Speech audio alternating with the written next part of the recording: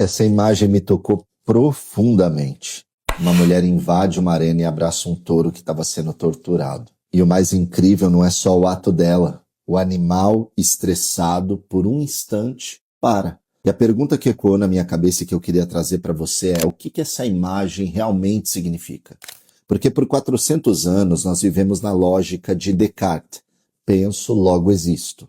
Uma lógica que transformou animais em máquinas sem alma, objetos que não sentem, que não sofrem. Se não há pensamento racional nessa lógica, não há existência moral. E essa ideia justificou séculos de crueldade e instrumentalização. Só que em 1975, o filósofo Peter Singer propôs a maior virada ética do seu tempo.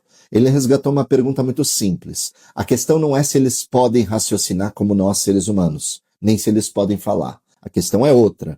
Eles podem sofrer? Isso, com certeza, nos dá uma virada ecológica, chamada senciência. O que nos torna dignos de consideração não é a capacidade de pensar, mas é a capacidade de sentir.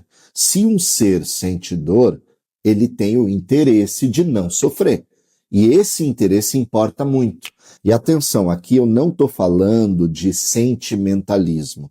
Isso é muito concreto. A Bíblia nunca disse que a aliança de Deus era só com humanos. Em Gênesis 9, a aliança é com toda a carne, com todo ser vivente. Em Provérbios, o justo cuida da vida dos seus animais. Em Isaías, a visão de paz inclui o leão comendo palha com o boi. E olha só que interessante, até na própria Bíblia, Deus subverte a lógica de importância quando a mula ensina o profeta. O Papa Francisco, na Laudato Si, fala em pecado contra os animais. E o teólogo Andrew Lindsay, de Oxford, afirma que a teologia precisa abandonar o antropocentrismo, o humanocentrismo, porque a criação inteira geme e aguarda a redenção, como o Novo Testamento diz. Essa imagem do abraço não é só sobre o animal, percebe? É sobre nós. É sobre a gente reconhecer que a nossa humanidade só se completa quando a gente para de se ver como donos da criação e a gente se torna guardião.